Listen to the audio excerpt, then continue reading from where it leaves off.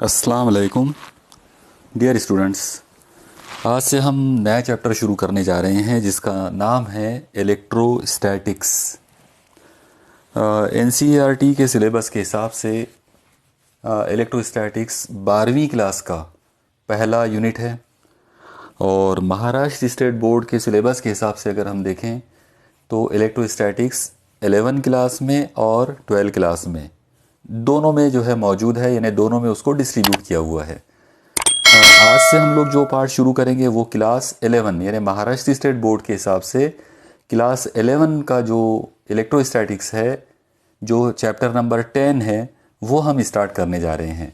Okay, basically class 11 हो या class 12 हो, ये दोनों भी बहुत ही इम्पॉर्टेंट पार्ट है और JEE और नीट और MSCET के सिलेबस के हिसाब से ये दोनों भी मतलब इक्वली इम्पॉर्टेंट पार्ट हैं दोनों भी। ओके, तो चलिए शुरू करते हैं आज से इलेक्ट्रोस्टैटिक्स। देखिए, सबसे पहले अगर हम इस वर्ड इलेक्ट्रोस्टैटिक्स के नाम पर अगर गौर करें तो हमको पता चलेगा कि इसमें दो वर्ड हैं। पहला वर्ड है इलेक्ट्रो और दूसरा वर्ड है स्टैटिक्स। इलेक्ट्रो का सीधा साधा हम मीनिंग बोल सकते हैं इलेक्ट्रॉन्स, और स्टैटिक्स का मीनिंग होता है स्टडी एट रेस्ट। ओके, तो इसका मतलब ये हुआ कि इलेक्ट्रोस्टैटिक्स के अंदर हम कहीं तो भी ऐसे इलेक्ट्रॉन्स के बारे में बात कर रहे हैं जो रेस्ट में हो, लेकिन ऐसा नहीं है। बेसिकली हम लोग यहाँ पर इलेक्ट्रॉन्स का मीनिंग चार्ज के तौर पर लेने वाले हैं। ओके, चार्ज क्या है वो हम लोग अभी देखेंगे। तो चार्जेस एट रेस्ट, अगर किसी बॉडी में अगर कोई बॉडी चार्ज्ड है और वो चार्ज बॉडी अगर रेस्ट में है, या अगर किसी बॉडी के अंदर चार्जेस हैं और वो चार्जेस रेस्ट में हैं, तो वो जो स्टडी होगी उसको बोलेंगे electrostatics. Electrostatics is the branch of physics which deals with the charges which are at rest, यानी चार्जेस अगर रेस्ट में हैं उनकी स्टडी को हम इलेक्ट्रोस्टैटिक्स कहेंगे। ओके, उर्दू में हम इनको इस तरह से कहेंगे। यहाँ पर इलेक्ट्रो या चार्ज का जो मीनिंग हम लोग लेते हैं उर्दू में वो है बरकी बार। चार्ज का मतलब होता है बरकी बार, और स्टैटिक्स जो है उसको हम लोग उर्दू में सुकूनियात कहते हैं।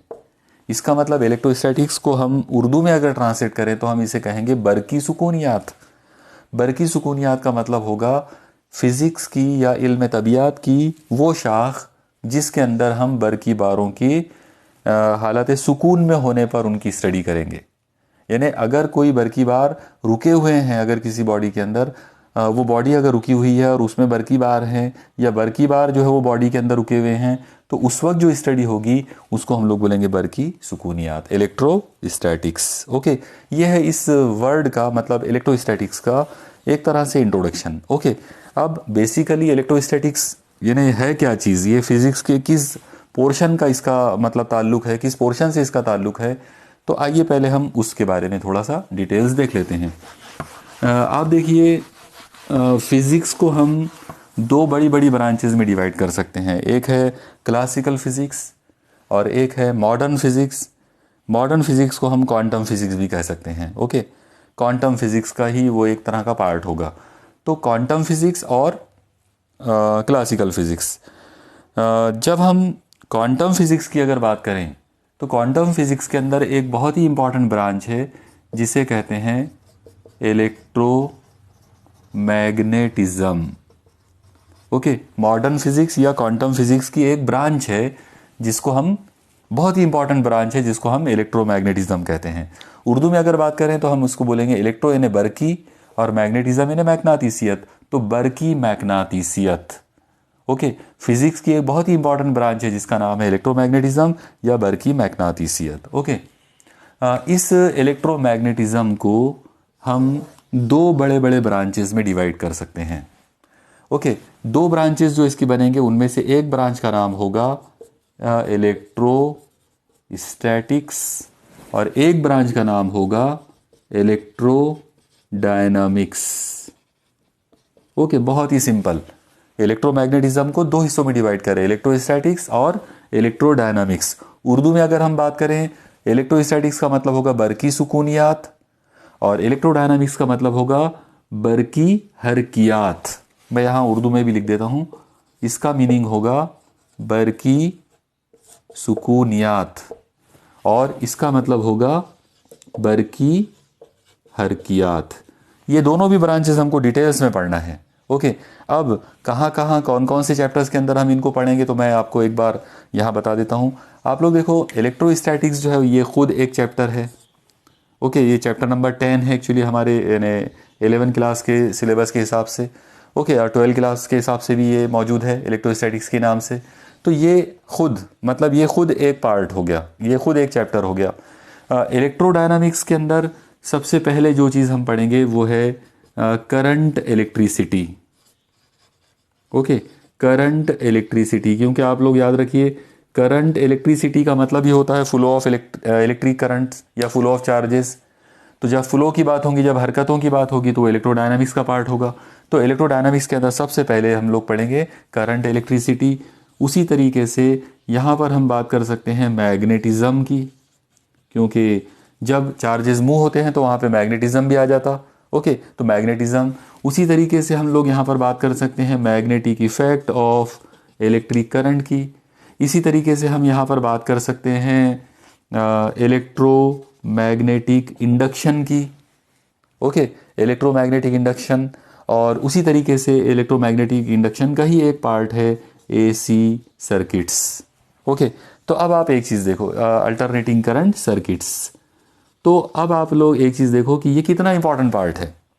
यानी बेसिकली अगर आप देखा जाए तो इलेक्ट्रोमैग्नेटिज्म के अंदर टोटल मिलाकर, यहाँ जैसे मैंने लिखा हूँ, टोटल मिलाकर ये 5 चैप्टर्स और ये छठा चैप्टर, यानी टोटल मिलाकर 6 चैप्टर्स जो हैं वो इस यूनिट, ये यूनिट के अंदर 6 चैप्टर्स हैं जो हमको डिटेल्स में देखना है। यानी इलेक्ट्रोस्टैटिक्स का तो एक ही चैप्टर है, लेकिन इलेक्ट्रोडायनामिक्स के ये 5 अलग अलग चैप्टर्स होंगे। ओके, अब क्योंकि ये इतना इंपॉर्टेंट पार्ट है इसलिए इसमें बेसिक्स का आना बहुत ज़रूरी है। जब तक आपको बेसिक्स कवर नहीं होंगे या जब तक बेसिक्स क्लियर नहीं होंगे तब तक आप इसमें आगे मतलब ना तो आप इसको ढंग से इंजॉय कर सकते हैं और ना ही इसके प्रॉब्लम्स और इसके क्वेश्चंस जो है वो सॉल्व कर सकते हैं। तो अगर आपको इसको इंजॉय करना है तो आपको बेसिक्स आना बहुत ज़रूरी है।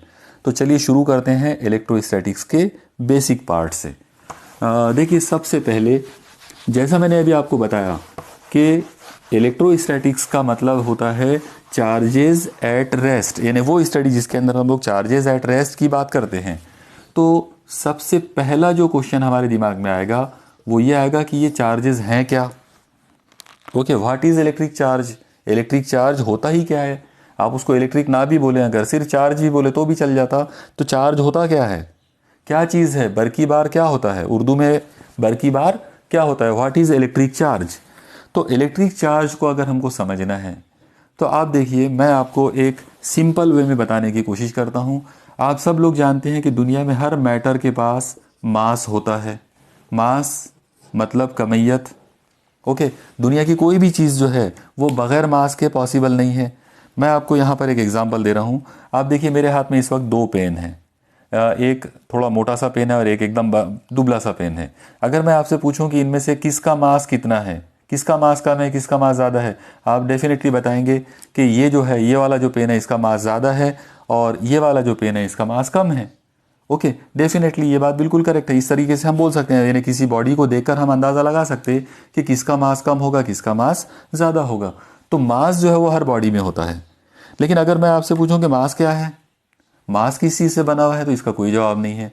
क्यों इसका जवाब नहीं है, क्यों मास किसी चीज़ से बना हुआ नहीं है, तो उसका रीज़न ये है कि मास जो है बेसिकली वो एक इंट्रिंसिक प्रॉपर्टी है। ये वर्ड आप याद रखिए, इंट्रिंसिक प्रॉपर्टी। उर्दू में अगर हम बात करें तो हम इसको ये कह सकते हैं कि ये एक खल की खासियत है। आया ध्यान में, ये वर्ड याद रखिए आप लोग, खल की खासियत, इंट्रिंसिक प्रॉपर्टी। ऐसी इसको इन बिल्ट भी बोल सकते हैं आप लोग। जैसे आजकल के यानी मॉडर्न ज़माने के अंदर इन बिल्ट वर्ड बहुत आता है इलेक्ट्रॉनिक्स के अंदर, हम लोग यूज़ करते हैं कई मरतबा। इन बिल्ट यानी अंदर से बना हुआ, जो किसी सिस्टम का पार्ट हो, किसी को बनाकर, यानी कंपनी ने जिसको बनाकर दिया हो। ओके, तो यहाँ पर खल की खासियत का मतलब होगा वो खासियत जो मादे के अंदर अल्लाह ताला ने खुद डाल दिया है।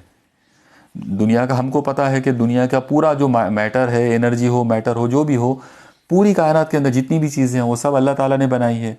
तो अल्लाह ताला ने हर चीज़ के अंदर, हर मादे के अंदर एक खासियत इन बिल्ट डाल दी है। उसके अंदर वो चीज़ मौजूद है, उसको हम लोग बोलेंगे इंट्रिंसिक प्रॉपर्टी। तो जिस तरह से मास एक इंट्रिंसिक प्रॉपर्टी है, बिल्कुल वैसे ही चार्ज जो होता है वो भी इंट्रिंसिक प्रॉपर्टी है। ओके, आप ये नहीं कह सकते कि वो चार्ज किसकी वजह से आ गया, ये चार्ज कैसे बना, चार्ज के अंदर क्या है, आप इस तरह के सवाल नहीं कर सकते, क्योंकि ये एक फंडामेंटल चीज़ है, ये एक इंट्रिंसिक प्रॉपर्टी है, ये खुद फंडामेंटल, ये खुद एक बुनियादी चीज़ है। ओके, और अगर ये खुद बुनियादी चीज़ है तो इसका मतलब ये हुआ कि हमको ये बोलना पड़ेगा कि बरकी बार जो है वो एक तरह की खल्की खासियत, एक तरह की इंट्रिंसिक प्रॉपर्टी है, और बुनियादी उसका जो नेचर है वो बुनियादी किस्म, फंडामेंटल टाइप का उसका नेचर है। ओके, तो what is electric charge? Electric charge is an intrinsic property of matter. ये मैटर की इंट्रिंसिक प्रॉपर्टी है, चार्ज जो है वो इंट्रिंसिक प्रॉपर्टी है।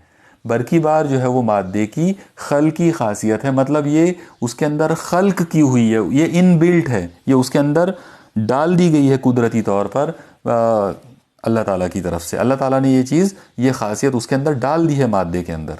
ओके, जिस तरह से अल्लाह ताला ने मादे के अंदर कमियत डाल दी है, मास डाल दिया है, वैसे ही अल्लाह ताला ने मादे के अंदर चार्ज यानी बरकी बार जो है वो भी डाल दिया है। ओके, ये है बरकी बार का या चार्जेस का सीधा साधा कंसेप्ट। ओके, अब हम इसी कंसेप्ट को थोड़ा सा और गहराई के अंदर जाकर देखते हैं कि बेसिकली और क्या कर सकते हैं हम लोग इसके अंदर। तो अभी जैसा मैंने आपको बताया कि चार्ज जो है वो इनबिल्ट है, वो इंट्रिंसिक प्रॉपर्टी है। तो जब ये इनबिल्ट प्रॉपर्टी अगर है तो हम एक काम करेंगे, हम ये देखेंगे कि इसकी बुनियादी कीमत क्या होगी, यानी what is the fundamental value of charge, charge की फंडामेंटल वैल्यू क्या है। तो ये देखने के लिए हमको देखना पड़ेगा, हम क्या करेंगे, चार्जेस को तोड़ते जाएंगे, हम छोटे उसको डिवाइड करते जाएंगे छोटे छोटे पार्ट्स के अंदर, और जब हम चार्जेस को छोटे छोटे पार्ट्स के अंदर डिवाइड करते चले जाएंगे तो अल्टीमेटली आखिरी में हम लोग एक पार्टिकल पर पहुंचेंगे, उस पार्टिकल का नाम है इलेक्ट्रॉन। ओके, इसका मतलब क्या हुआ कि इलेक्ट्रॉन का जो चार्ज होगा वो फंडामेंटल चार्ज है, वो दुनिया का सबसे छोटा चार्ज हम उसको कहेंगे। उस चार्ज को हम एक सिंबल दे देंगे, वो सिंबल है E for electron, E for charge of electron. आया समझ में? अब सवाल ये आता है कि क्या उसकी कोई वैल्यू हो सकती है? तो डेफिनेटली इलेक्ट्रॉन का जो चार्ज है उसकी एक फंडामेंटल चार्ज है वो, और वो दुनिया का सबसे छोटा चार्ज है, उसकी वैल्यू होती है 1.6 इंटू 10⁻⁻19 कूलम्ब। यहाँ पर याद रखिए, ये जो मैंने सी लिखा हूँ इसे पढ़ेंगे कूलम्ब, और कूलम्ब जो है वो एसआई यूनिट है चार्ज की। ओके, क्योंकि चार्ज एक फंडामेंटल क्वांटिटी है, चार्ज जो है वो एक फंडामेंटल क्वांटिटी है, आप उसको मेजर कर सकते हो, इसलिए वो एक तरह का वो एक क्वांटिटी है, मतलब वो एक फिजिकल फंडामेंटल क्वांटिटी नहीं है, वो एक फिजिकल क्वांटिटी है। और अगर वो एक फिजिकल क्वांटिटी है तो फिर उसकी एसआई यूनिट होगी, उसको मेजर कर पाएंगे हम लोग, तो उसकी एसआई यूनिट जो है वो चार्ज कूलम होती है। ओके, आप याद रखिए, मैंने अभी गलती से कह दिया कि चार्ज जो है वो फंडामेंटल क्वांटिटी है, एक्चुअली वो फंडामेंटल क्वांटिटी नहीं है, वो फिजिकल क्वांटिटी है। ओके, और फिजिकल क्वांटिटी होने की वजह से ही हम उसका मेजरमेंट भी कर सकते, और हमने उसकी एसआई यूनिट जो है वो कूलम बनाया हुआ है। तो चार्ज ऑफ इलेक्ट्रॉन की वैल्यू, चार्ज ऑफ इलेक्ट्रॉन क्या है, ये फंडामेंटल चार्ज है, ये दुनिया का सबसे छोटा चार्ज है, और इस चार्ज की वैल्यू है 1.6 इंटू 10⁻⁻19 कूलम। इतना चार्ज होता है इलेक्ट्रॉन के पास, और इससे छोटा चार्ज पॉसिबल नहीं है। ओके, ये है कंसेप्ट चार्ज का। अब यहाँ पर एक और चीज़ याद रखो आप लोग कि चार्ज जो है वो आमतौर पर हम लोग उसको Q से मतलब डिनोट करेंगे, उसका जो सिंबल है वो Q होता है, और एसआई यूनिट जैसा मैंने अभी आपको बताया उसकी एसआई यूनिट जो है वो कूलम है। ठीक है, ये हो गया चार्जेस का मतलब फंडामेंटल चार्ज के बारे में, उसकी वैल्यू के बारे में, कि charge of electron fundamental charge है 1.6 10⁻⁻19 कूलम। ओके, अब यहाँ पर एक और चीज़ देखो आप लोग कि जैसा मैंने अभी आपको बताया कि उसका सिंबल Q है चार्जेस का, और उसकी एसआई यूनिट जो है वो कूलम है, और इस कूलम को हम लोग आमतौर पर C लिखते हैं। तो क्या इसका कोई डायमेंशन भी है? ओके, ये भी एक सवाल आता है कि क्या हम चार्ज जो है उसका कोई डायमेंशन बना सकते हैं, क्या वो डायमेंशन है उसमें या डायमेंशन नहीं है? तो डेफिनेटली उसमें डायमेंशन है, हम उसका डायमेंशन बना सकते हैं। आप देखो, आपको कंसेप्ट पता है इलेक्ट्रिक करंट का। इलेक्ट्रिक करंट जो है उसका फॉर्मूला होता है चार्जेस डिवाइडेड बाय टाइम, क्योंकि फ्लो ऑफ चार्जेस को हम इलेक्ट्रिक करंट कहते हैं, तो इसीलिए इलेक्ट्रिक करंट का फॉर्मूला जो बना है वो चार्ज अपॉन टाइम है। इसका मतलब फॉर्मूला बनेगा Q is equal to charge जो है, सॉरी यहाँ पे इलेक्ट्रिक करंट जो है तो उसको उसका सिंबल आमतौर पर हम I लेते हैं, I is equal to charge का सिंबल Q और टाइम को T से डिनोट करेंगे। अब आप ये टाइम को इधर ला लो, ये आ जाएगा Q is equal to I into T. ये फॉर्मूले को बेस बनाकर हम डायमेंशन बना सकते हैं। ओके, तो अब आप देखो कि चार्ज जो है जिसकी SI यूनिट कूलम है, उसका अगर डायमेंशन बनाना हो तो उसका डायमेंशन आ जाएगा L0 M0, क्योंकि ना उसमें लेंथ है ना उसके अंदर मास है, तो ये दोनों लोग उसमें ज़ीरो आ जाएंगे। उसमें करंट है, करंट को हम लोग A कह सकते हैं एम्पियर के इससे, तो A1 यानी एम्पियर एक बार, और बाजू में T है यानी टाइम, तो यहाँ पर आ जाएगा T1। तो ये डायमेंशन हो गया चार्ज का। तो अगर इलेक्ट्रिक चार्ज का डायमेंशन लिखना हो तो हम उसको लिखेंगे L0 M0 T1 और A1। Okay, clear? तो मुझे उम्मीद है आपको उसका डायमेंशन का जो कंसेप्ट है वो समझ में आया होगा। ठीक है, इस तरह से हम इलेक्ट्रिक करंट को यूज़ करके चार्ज का डायमेंशन बना सकते हैं। उसका डायमेंशन ऐसा आएगा। चलो ठीक है, यहाँ पर इलेक्ट्रिक चार्जेस का एक छोटा सा जो कंसेप्ट है वो मैंने अभी आपको बताया। अब यहाँ पर हम एक और चीज़ देखेंगे कि चार्जेस को हम किस तरह से कैलकुलेट कर सकते हैं, क्या तरीका होगा। तो चार्जेस को कैलकुलेट करने या चार्जेस को मालूम करने या मेजरमेंट करने के लिए हमको एक प्रिंसिपल यूज़ करना है। उस प्रिंसिपल का नाम है क्वांटाइजेशन ऑफ चार्जेस। ओके, ये बहुत ही इंपॉर्टेंट पार्ट है, क्वांटाइजेशन ऑफ चार्जेस। क्वांटाइजेशन आप याद रखना, ये जो वर्ड यहाँ पर क्वांटाइजेशन है ये बना हुआ वर्ड है क्वांटिटी से। ओके, क्वांटिटी से बना हुआ वर्ड है क्वांटाइजेशन, और क्वांटिटी का यहाँ पर हम मीनिंग लेंगे डिस्क्रीट क्वांटिटी या फिर फिक्स्ड क्वांटिटी। मतलब चार्जेस जो है वो हमेशा फिक्स्ड क्वांटिटी में होते हैं, वो रैंडम क्वांटिटीज़ में नहीं हो सकते। इस बात का क्या मतलब हुआ? बहुत ही सिंपल सा मतलब है। आप देखो, अगर मान लो कोई बॉडी आपके पास है, सपोज करो यहाँ पर मैंने कोई एक बॉडी लिया और हमको उसके चार्ज की वैल्यू लिखना है, तो हम ये बोलेंगे कि उसका जो चार्ज है वो 1 कूलम है। ओके, या फिर 2 कूलम है या फिर 3 कूलम है, इस तरीके से। यानी यहाँ पर चार्जेस की जो वैल्यू है वो इस तरह से उसकी वैल्यू आएगी 1 2 3 एक्सेट्रा एक्सेट्रा। ओके, अब सवाल ये आएगा कि ये जो चार्जेस हैं, ये चार्जेस का फंडामेंटल जो पार्ट है वो तो इलेक्ट्रॉन से आया है, क्योंकि बेसिक या फंडामेंटल चार्ज जो है वो तो इलेक्ट्रॉन होता है। तो इसका मतलब ये हुआ कि इन चार्जेस को हम नंबर ऑफ इलेक्ट्रॉन्स में कन्वर्ट करके लिख सकते हैं। ओके, अब आप इसका क्या मतलब लेंगे, तो देखो मैं आपको एक सिंपल वे में आपको समझाने की कोशिश करता हूँ। मान लो कि इस बॉडी को आपने एक इलेक्ट्रॉन से चार्ज किए, तो हम लोग ये बोलेंगे कि इसका जो चार्ज है वो 1 इलेक्ट्रॉन के बराबर है। अगर आपने इसको 2 इलेक्ट्रॉन से चार्ज किए तो हम ये बोलेंगे कि इसके पास 2 इलेक्ट्रॉन का चार्ज है, इसका जो चार्ज है वो क्या हो जाएगा, 2 इलेक्ट्रॉन के बराबर। अगर मैं ये कहूँ कि इस बॉडी को 10 इलेक्ट्रॉन से चार्ज किए तो मुझे ये बोलना पड़ेगा कि इसका जो चार्ज है वो 10 इलेक्ट्रॉन है। ओके, इसी तरीके से अगर मैं ये बोलूँ कि इस बॉडी को n नंबर ऑफ इलेक्ट्रॉन से चार्ज करे, small n number of electron से इसको चार्ज करे, तो फिर मुझे बोलना पड़ेगा कि इसका जो चार्ज है वो n टाइम्स e है। Okay, what is n? n is the number of electron, and what is e? e is the charge of 1 electron. यानी एक इलेक्ट्रॉन का चार्ज उसको नंबर ऑफ इलेक्ट्रॉन से मल्टीप्लाई करो, ये उस बॉडी का टोटल चार्ज आ जाएगा। ओके, यहाँ पर आप लोग याद रखो, ये जो n है, n की वैल्यू 1 2 3 4 5 एक्सेट्रा एक्सेट्रा होगी। n की वैल्यू हमेशा इंटीजर होगा, n जो है वो इंटीजर है, उसकी वैल्यू हमेशा क्या आएगी 1 2 3 4 5 वगैरह वगैरह। हाँ, जीरो नहीं ले सकते आप उसको, अगर जीरो लेंगे तो वो चार्जलेस हो जाएगा, बराबर है, वो फिर न्यूट्रल मोतदिल हो जाएगा, इसलिए हम n की वैल्यू जीरो नहीं लेंगे, n की वैल्यू हम स्टार्ट करेंगे 1 से।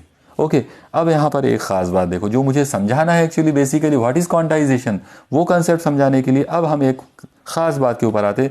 आप देखो, मैंने अभी आपको बताया कि नंबर ऑफ इलेक्ट्रॉन 1 हो सकता है, 2 हो सकता है, 3 हो सकता है, 100 हो सकता है, 1000 हो सकता है, करोड़ हो सकता है, कुछ भी हो सकता है। ओके, लेकिन वो 1.5 नहीं हो सकता, वो 2.5 नहीं हो सकता, वो 3.5 नहीं हो सकता। यानी आप ये नहीं कह सकते 1 and 5 का मतलब क्या हुआ, 1 and 5 का 1 and हाफ, 1.5 का मतलब क्या रहेगा, यानी अगर मैं ये बोलूँ, क्या हम ऐसा कर सकते हैं कि किसी बॉडी को 1.5 इलेक्ट्रॉन से चार्ज करें?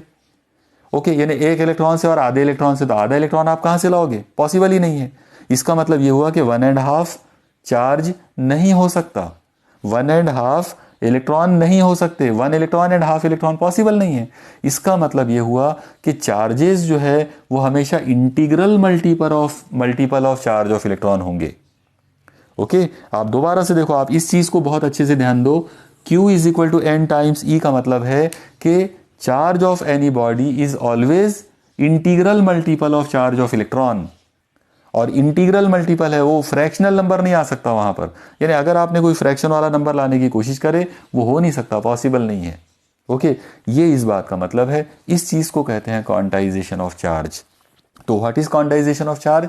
उसका मतलब होता है चार्जेस आर ऑलवेज फिक्स्ड और discrete in quantity, in number.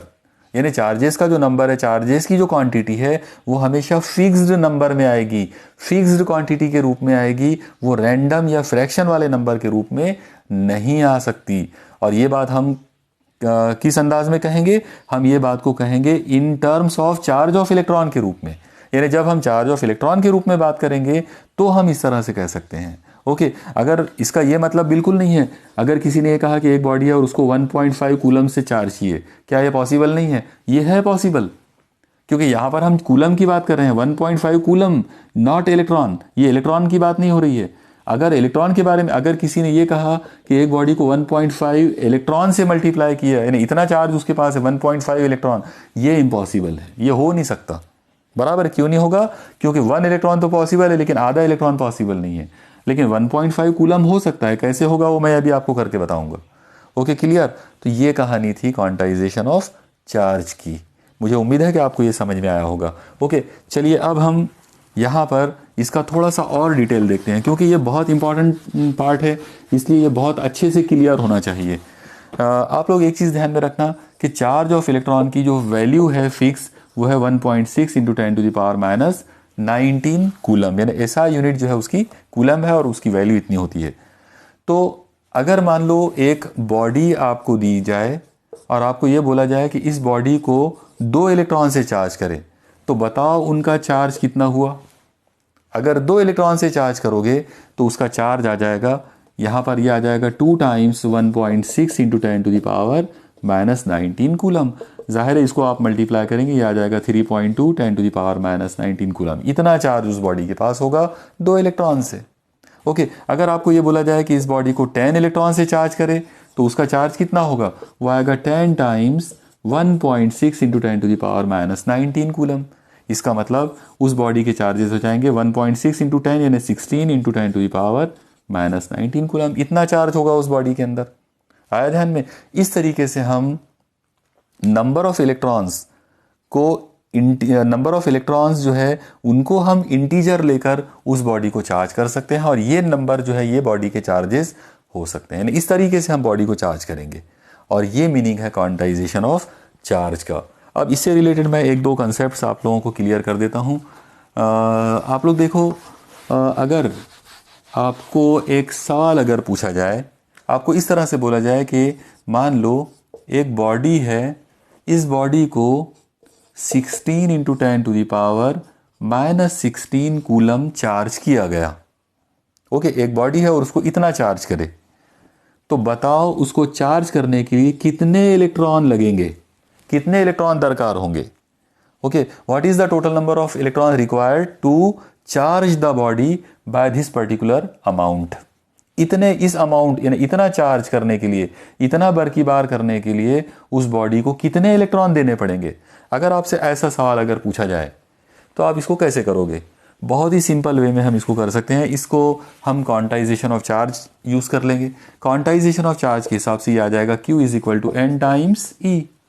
Okay, यहाँ पर N का मतलब है नंबर ऑफ इलेक्ट्रॉन, E का मतलब है फंडामेंटल चार्ज ऑफ इलेक्ट्रॉन। बस यहाँ पर Q का मतलब है चार्ज ऑफ बॉडी। तो इस बॉडी को चार्ज, इस बॉडी का चार्ज इतना है, तो यहाँ पर मैं इसकी वैल्यू ले लूंगा 16 into 10⁻⁻16 is equal to N। N is the number of electron which is required, यानी जो हमको चाहिए वो N है, मल्टीप्लाइड बाय E, और E का मतलब है 1.6 इंटू 10⁻⁻19। ओके, यहाँ पर याद रखो ये भी कूलम में है, ये भी कूलम में है, तो कूलम से कूलम कैंसिल हो जाएगा। अब ये नंबर को आप शिफ्ट कर दो इधर। जब हम ये नंबर को इधर शिफ्ट करेंगे हमारा आंसर आ जाएगा n is equal to 16 into 10⁻⁻16 divided by 1.6 into 10⁻⁻19। Okay, अब आप इसको सॉल्व कर सकते हैं, इजीली सॉल्व हो जाता। 1.6 से 16 कट जाएगा, ये 10 टाइम्स हो जाएगा, तो 10 इंटू 10⁻, ये -19 को ऊपर ला लो, ऊपर आकर ये +19 हो जाएगा, तो +19 -16, इसका मतलब ये हो जाएगा +3, इसका मतलब ये 10 का पावर 1 और ये 3 तो 10 का पावर 4 हो जाएगा। इसका मतलब n इज इक्वल टू 1 2 3 4 यानी 10,000। ओके, इसका मतलब ये हुआ कि उस बॉडी को इतना चार्ज करने के लिए 10,000 इलेक्ट्रॉन लगेंगे। ओके, 10,000 इलेक्ट्रॉन जो है वो उसको देना पड़ेगा। 10,000 इलेक्ट्रॉन दिए तब जाकर उस पर इतना चार्ज आएगा। ओके, और व्हाट इज ये जो 10,000 है ये क्या है? 10,000 क्या चीज़ है? आप लोग देख रहे हैं ये एक फिक्स्ड नंबर है, ये एक फिक्स्ड क्वांटिटी है। ओके, तो फिक्स्ड क्वांटिटी से जब आप इलेक्ट्रॉन को मल्टीप्लाई करेंगे तो आपको बॉडी का चार्ज मिल जाएगा, और यही बेसिक कंसेप्ट है क्वांटाइजेशन ऑफ चार्ज का। ओके, ये हो गई एक एग्जांपल। चलिए मैं एक एग्जांपल और आपको करा देता हूँ। मान लो कि एक बॉडी है और आपने उस बॉडी को चार्ज किया है 1 कूलम चार्ज से, ओनली 1 कूलम। ओके, सिर्फ 1 कूलम चार्ज है, और आपसे ये पूछा है कि ये 1 कूलम चार्ज करने के लिए कितने इलेक्ट्रॉन लगे। What is the number of electron required to charge the body up to 1 coulomb, यानी 1 कूलम चार्ज बनाने के लिए उसमें कितने इलेक्ट्रॉन जो है वो दरकार होंगे। अगर आपसे ये सवाल पूछा जाए तो फिर से आप क्वांटाइजेशन ऑफ चार्जेस का फॉर्मूला यूज करेंगे। Q is equal to n times E, Q की वैल्यू 1 है, इज इक्वल टू n आपको मालूम करना है, ये हो जाएगा 1.6 इंटू 10⁻⁻19। अब आप इस नंबर को इधर शिफ्ट कर लो, ये हो जाएगा n is equal to 1 divided by 1.6 into 10⁻⁻19, -19 ऊपर आ जाता, ये हो जाएगा 1.0 इंटू 10⁻+19 डिवाइडेड बाय 1.6। ओके, ये मैंने पॉइंट को एडजस्टमेंट करने के लिए 0.0 लगा दिया 1 के आगे। अब ये पॉइंट से पॉइंट कैंसिल हो गया, 10/16 ज़ाहिर है ये हो जाएगा 5/8, और अगर आपने इसको डिवाइड किया ये आ जाएगा 0.625 इंटू 10⁻19। तो आप देखो इतने इलेक्ट्रॉन लगेंगे अगर उस बॉडी को सिर्फ 1 कूलम चार्ज करना हो तो। और ये नंबर 10⁻19 है, इसका मतलब ये काफ़ी बड़ा नंबर है। आप लोग देख रहे हो कि ये काफ़ी बड़ा 10⁻19, इतना ऑर्डर, इस नंबर का ऑर्डर जो है 19 है, मतलब 10⁻19 एक बहुत ज़्यादा बड़ा नंबर है। इतने सारे इलेक्ट्रॉन जो है वो लगेंगे उस बॉडी को सिर्फ 1 कूलम चार्ज देने के लिए। इसका मतलब 1 coulomb charge is a very big quantity. ये छोटा नंबर नहीं है, 1 कूलम चार्ज छोटा नंबर नहीं होता है, ये छोटा चार्ज नहीं है, बल्कि ये बहुत ज़्यादा बड़ा चार्ज है, क्योंकि इतना चार्ज बनाने के लिए इतने इलेक्ट्रॉन देने पड़ेंगे, 10⁻19 इलेक्ट्रॉन। ओके, ये है कंसेप्ट क्वांटाइजेशन का। ओके, यहाँ पर मैं एक और चीज़ आपको क्लियर कर देता हूँ। आप लोग देखो, अगर आपको ये बोला जाए, जैसा मैंने अभी आपको बताया था कि 1.5, 1.4, 1.3 कूलम इस तरह के चार्जेस हो सकते हैं, तो चलो उसको भी एक कर लेते हैं, उसको भी यानी कन्फ्यूजन नहीं होना चाहिए। मान लो कि एक बॉडी है और उसको आपको बोला गया है कि 1.6 कूलम तक उसको चार्ज करे। ओके, 1.6 कूलम इतना चार्ज करे, तो बताओ इसके लिए कितने इलेक्ट्रॉन उसको लगे इतना चार्ज करने के लिए। तो हम लोग इजीली कर सकते हैं, Q is equal to n times E, Q की जगह पर आ जाएगा 1.6, n इंटू E यानी चार्ज ऑफ इलेक्ट्रॉन, वो आ जाएगा 1.6 इंटू 10⁻⁻19। इस नंबर को आप इधर शिफ्ट करेंगे, ये आ जाएगा n is equal to 1.6 divided by 1.6 into 10⁻⁻19। ये नंबर से ये नंबर कट गया, n इज इक्वल टू ये हो गया 1 इंटू 10⁻+19। इतने इलेक्ट्रॉन लगेंगे।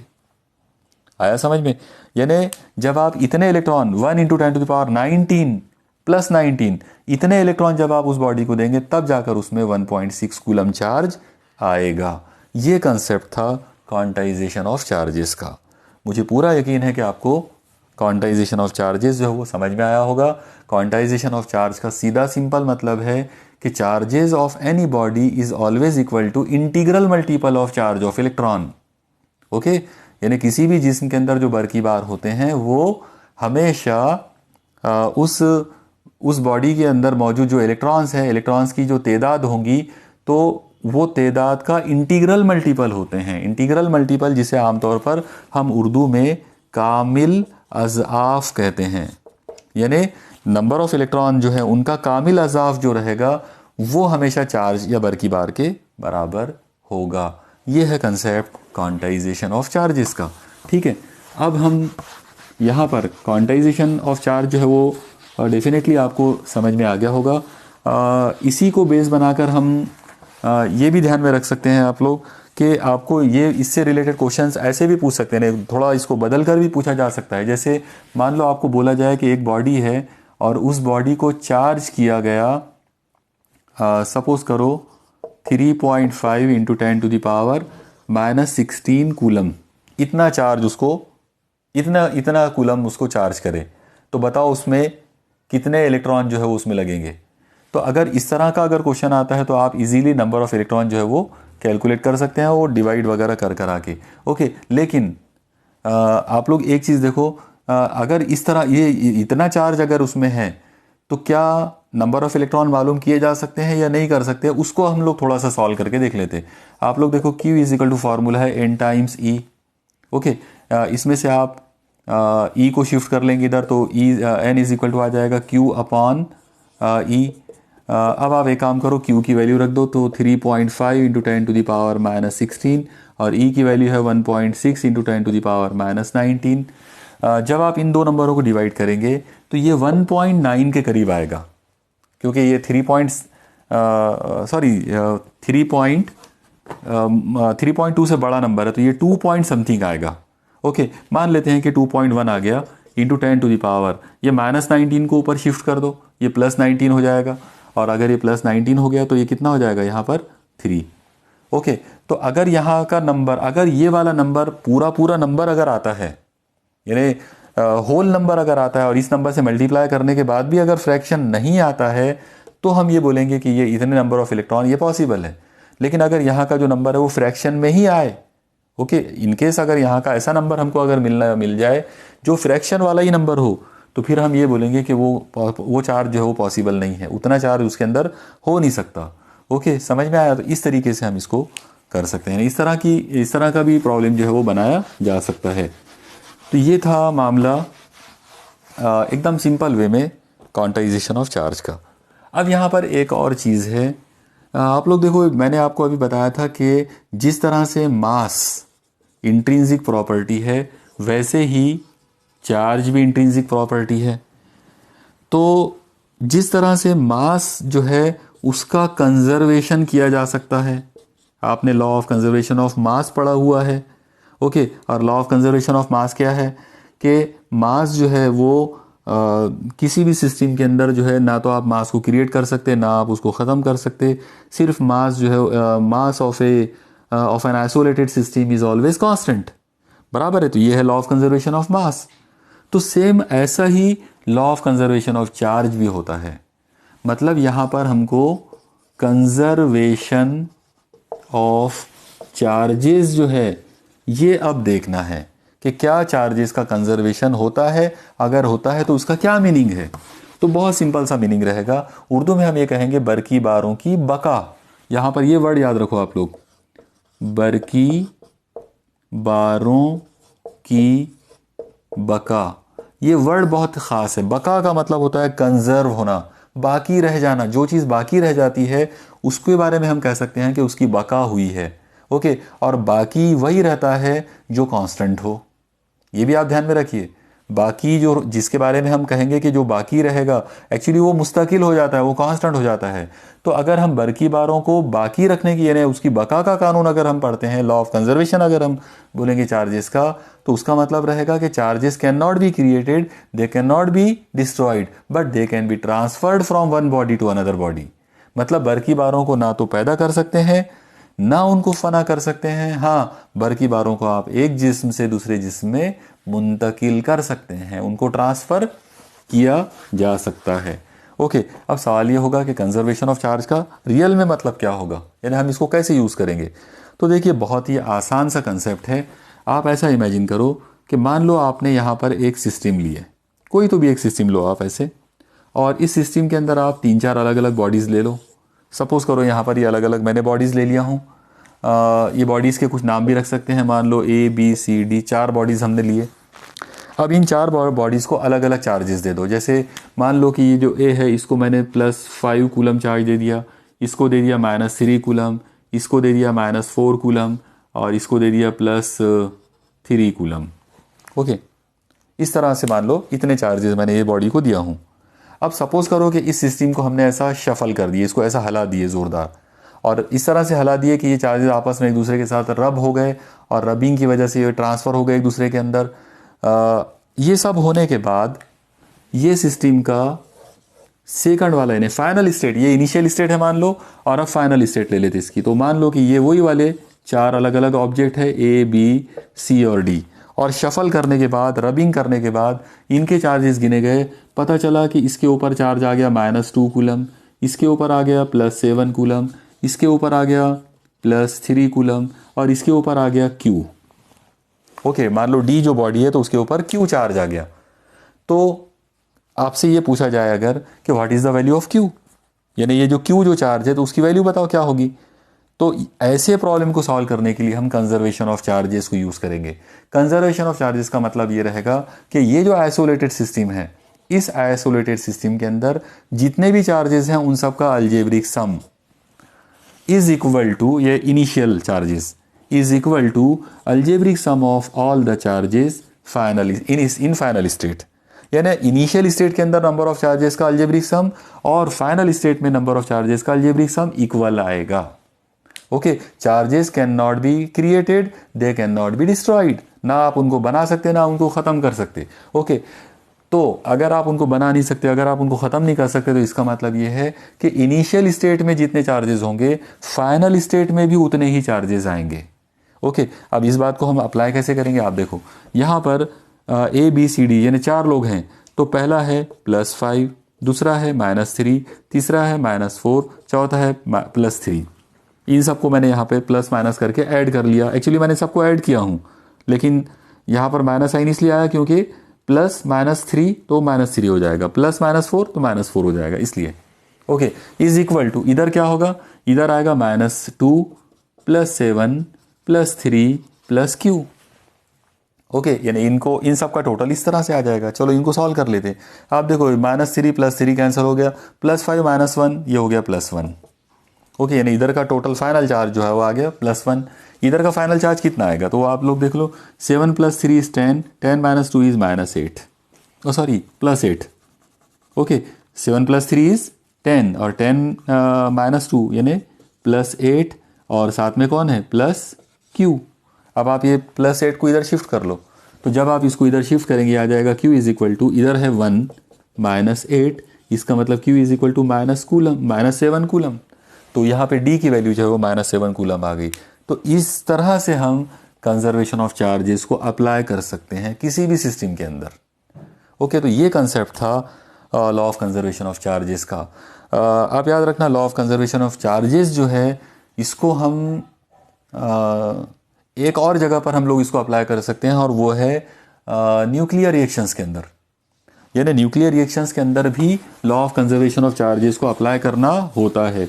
जैसे फॉर एग्जांपल, चलो एक एग्जांपल मैं यहाँ पे करके बताता हूँ। मान लो आपने एक एलिमेंट ले लिए यूरेनियम 92 236 सपोज करो। ओके, ये एलिमेंट हमने ले लिए यूरेनियम, और आपको ये बोला गया कि ये इसके साथ कुछ तो भी एक रिएक्शन हुआ, न्यूक्लियर रिएक्शन, और ये टूट गया। एक एलिमेंट X है जिसका मान लो कि एटॉमिक नंबर 56 है और मास नंबर मान लेते हैं कि 112 है, और दूसरा एक बॉडी है दूसरा एक और एलिमेंट तैयार हुआ Y जिसका एटॉमिक नंबर A है और मास नंबर B है।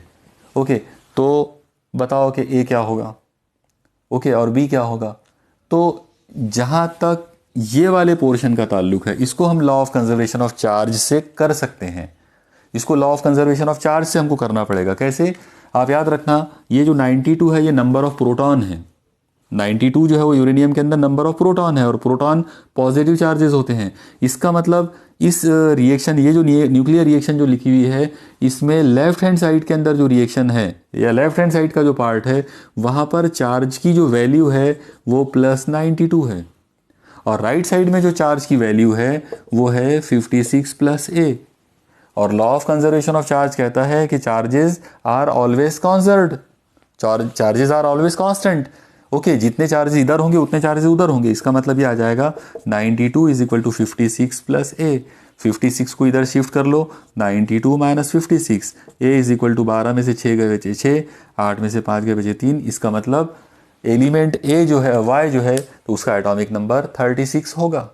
ओके, तो इस तरह से law of conservation of charges को यूज करके हमने एटॉमिक नंबर ऑफ वाई जो है वो मालूम कर लिए। ओके, ऐसे ही अगर आपको मास नंबर भी मालूम करना है तो आपको यहाँ पर law of conservation of mass use करना पड़ेगा। ऊपर जो है वो law of conservation of mass number है, मास नंबर का लॉ ऑफ कंजर्वेशन यूज करेंगे तो 236 इज इक्वल टू 112 यानी 112 प्लस बी, और फिर बी की वैल्यू आ जाएगी 236 माइनस 112। इस तरीके से हम इसको करेंगे। ओके, मुझे पूरा यकीन है कि आपको law of conservation of charges का कंसेप्ट भी समझ में आया होगा, और उसकी ये जो एप्लीकेशन है, उसको जो अप्लाई करने का जो तरीका है वो भी आपके ध्यान में आया होगा। ओके, तो इस तरह से हम चार्जेस जो हैं उनकी स्टडी कर सकते हैं। और आज के इस लेक्चर के अंदर हमने चार्जेस का कंसेप्ट देखा, बेसिक कंसेप्ट। हमने ये भी देखा कि चार्जेस जो हैं वो फंडामेंटली इलेक्ट्रॉन से ओरिजिनेट होते हैं। चार्जेस की जो वैल्यू है वो हमेशा integral multiple of charge of electron होती है, और वो जो integral multiple of charge of electron है उस प्रिंसिपल को हमने नाम दिया था क्वांटाइजेशन ऑफ चार्जेस।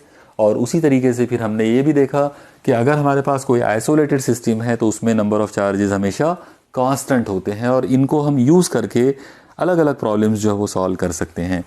तो ये था हमारा आज का एक बेसिक मतलब इंट्रोडक्शन वाला लेक्चर, जिसके अंदर हमने इलेक्ट्रोस्टैटिक्स जो है उसका पूरा जो बेसिक जो पार्ट है वो हमने कवर करने की कोशिश किए। अगले लेक्चर के अंदर हम लोग इसी का आगे का जो पार्ट है जिसके अंदर हमको पढ़ना है कूलम्स लॉ, और कूलम्स लॉ के साथ साथ हमको इलेक्ट्रिक फील्ड का कंसेप्ट, ओके, और उसी तरह से इलेक्ट्रिक पोटेंशियल, इलेक्ट्रिक इंटेंसिटी, ऐसे बहुत सारी अलग अलग टर्म्स हैं जो हम अगले लेक्चर में देखने वाले हैं। ओके, तो आप लोग स्टडी करते रहिए, कीप स्टडीइंग, और आज के लिए बस इतना ही। अल्लाह हाफिज़।